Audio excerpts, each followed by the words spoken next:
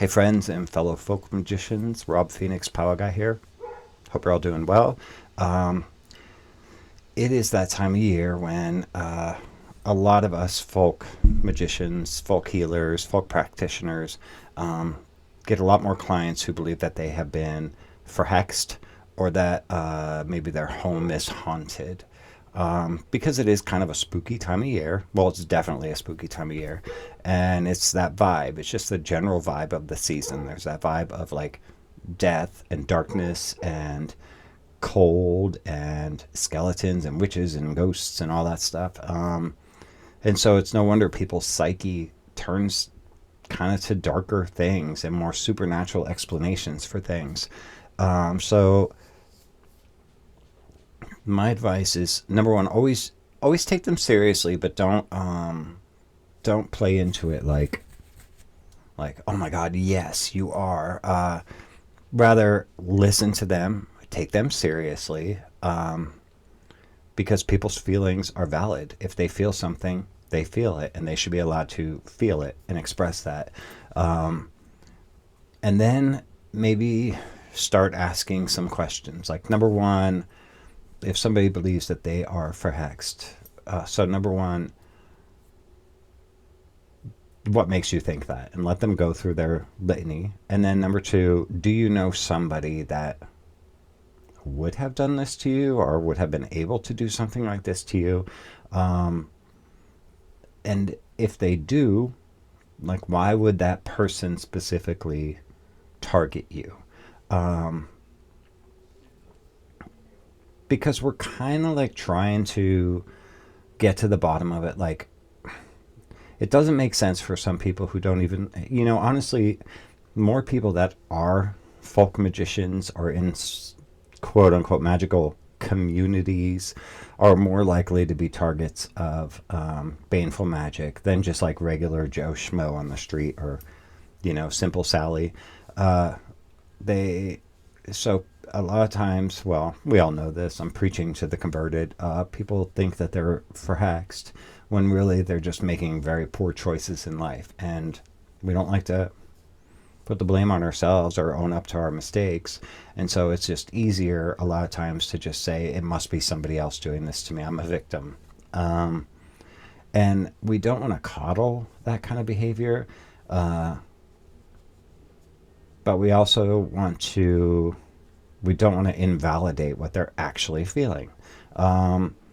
So you can provide, well, no, you can do what you want.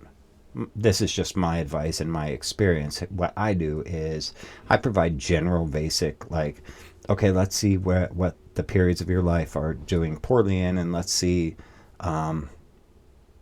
if maybe there's something on your end you could do without magic to help that situation improve itself. And so, like, you can break it down like, okay, let's talk about your physical health. Check with your doctor, first of all. Is your diet in accordance with what your doctor recommends? Are you, does your doctor recommend any type of exercise? So you should adhere to that.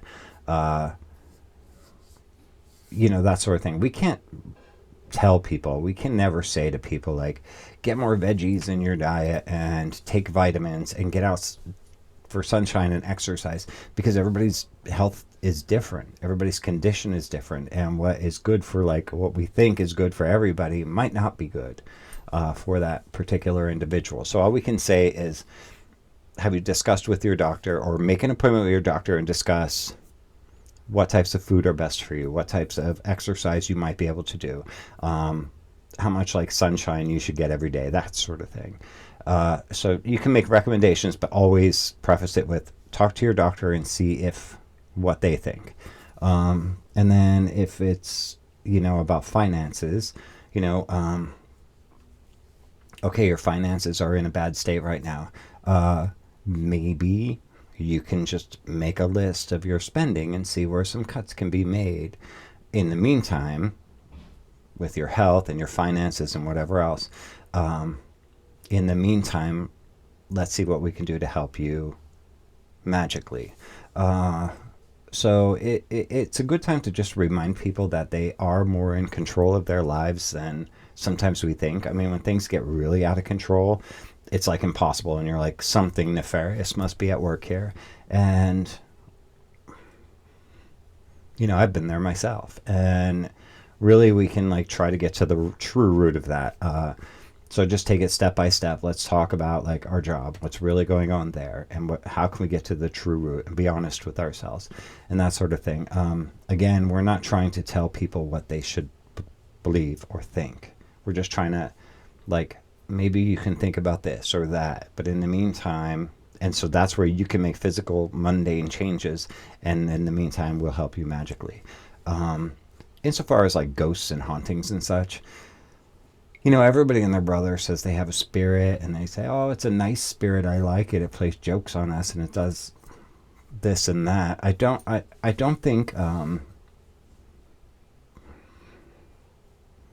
let me try and rephrase that in a way, because the bottom line is I don't know what is the truth and what's not. Nobody does. So if anybody says they do, they don't. They're lying.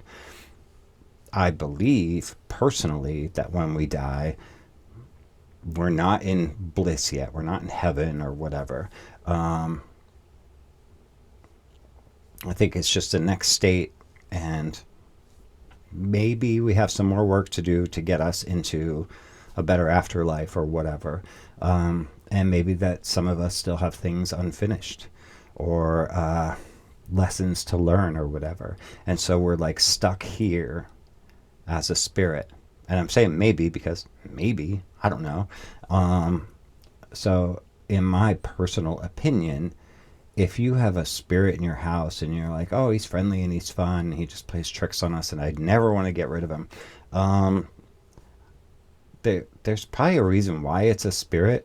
So either you're just like lying and making it up, which is probably true, but in the very, very, very rare off chance that there is actually some sort of like living entity inhabiting your space, there's probably something they need to work through. And instead of just enjoying it and like telling everybody these stupid stories about it, maybe see what it wants and what it needs to do, and maybe you can or maybe you can't help them. I just don't think being like a spirit haunting a house is just like a natural like lifestyle choice. I can't imagine it, because I just can't imagine, like, even in real life as living people, I want to live the rest of my life, all eternity, just playing tricks on whoever moves into that house. I feel like, people are smarter than that, and they don't, I don't know. That just seems dumb to me. It just seems stupid. And I don't know. And people say things like, yeah, I think my house is haunted because my microwave makes this weird sound. Like, can you imagine, like, choosing, oh, for all eternity, I'm going to spend eternity just standing in this person's kitchen, somehow mechanically making their microwave make a strange sound. So, I don't know. I don't believe, like, 99.99999% of people that say about ghosts and hauntings and such, I don't believe at all. I think it's bullshit. Whereas curses, I think 99.99999% of those are just like trying to cast blame on something else and looking for a magical fix. Or maybe they're just bored and they need some excitement in their life. But there can be, on very rare occasions, somebody that actually is forhexed, or somebody that actually is experiencing some kind of spirit sort of manifestation or negative experience. And that's where you have to kind of become like an investigator. I mean, even with hexes or curses or whatever, the main thing is, do you know somebody that would do that to you, that would be able to do that to you? And then why would they be able to do that to you?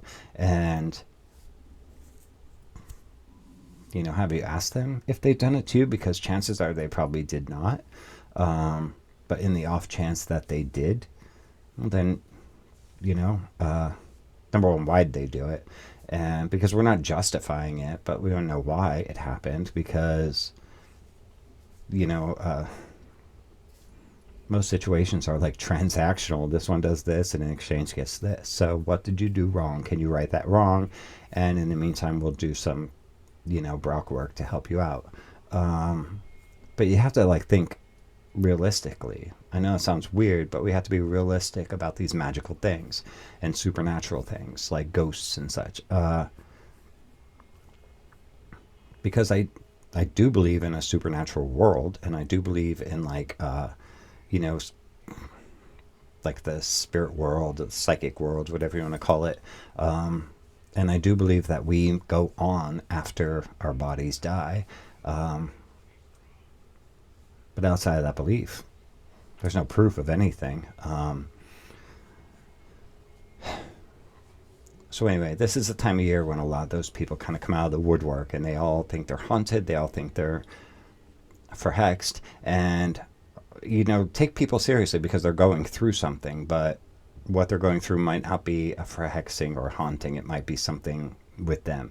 And if you're not like a licensed psychologist or therapist, all you can do is listen to them, ask them a few questions just to kind of see where maybe they might be able to make some mundane changes in their lives, and you can gently recommend that. But in the meantime, still do the work to help them. Magically speaking, to see if someone is for hex, there's a lot of little folk things you can do. But the main thing I would say on your end is divination. Now, in Hexameister work, we have the Spiegel, which is a black mirror that we make ourselves, and we use that mirror. It was just on a shelf behind me. You can't really see it. Anyway, it's on one of the shelves behind me. But there is a sort of a ritualistic action you do at a crossroads. You bury it for 3 nights before the dark moon, and then on the third night, which should be the dark moon, not like the 4th night, the 3rd night, you go to those crossroads, you dig up the mirror, you should have it wrapped in black cloth, and when you look in the mirror, you will see the face of the witch that hexed your client or yourself. That's if they know for sure that they've been hexed, and you kind of agree with it, and you feel like, yeah, I really think you were, which again, very rare. And then you can see the face of the hexed. As of today, in 2025, October, I've done it 4 times in my life. 2 times I've seen a face, 2 times I have not. And only 1 time out of the 2 that I saw a face was it someone, like I didn't get a name or anything, I don't know who they were, but when I described them to the person, they knew exactly who it was. The other time they didn't know, and I couldn't give them any more information, so then I taught them how to do the Spiegel themselves. And I generally don't get a follow-up. When I teach somebody to do something for themselves, I don't know if they do it. Maybe they do, maybe they don't. I don't know. But sometimes people don't like that. I try to empower people by teaching them how to do the folk magic, but because going back to a different discussion, different video, powwow is not a closed tradition. However, it is a Christian tradition. And so I guess in that sense, it's kind of closed, but that's really it. It's for Christians to do. So yeah, I mean, Pennsylvania German Baccarat has all kinds of interesting, like, anti-hex kinds of situations. Nothing, you're not going to find anything in a lot of the published works about, like, getting rid of ghosts and spirits and such.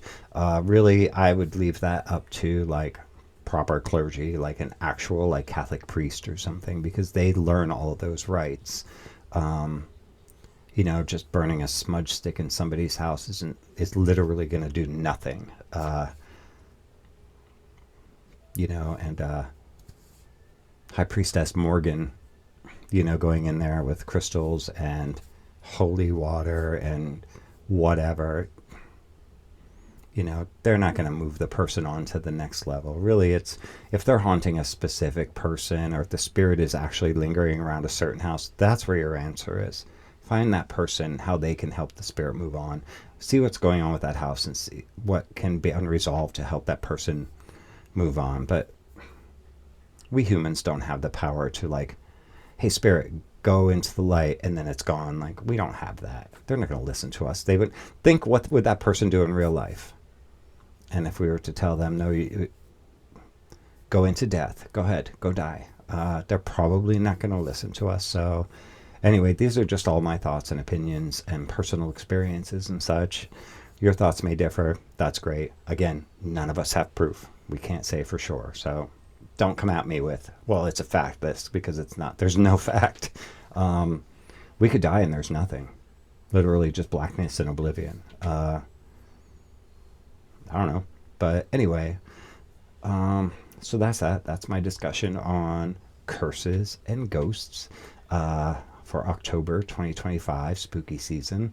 If anybody has any questions, comments, concerns, leave them down below. Do all the YouTubey things like and subscribe and share and comment and thumbs up and whatever else there is. I don't know. That's it. God bless you guys. Love you all very much. We'll talk again really soon.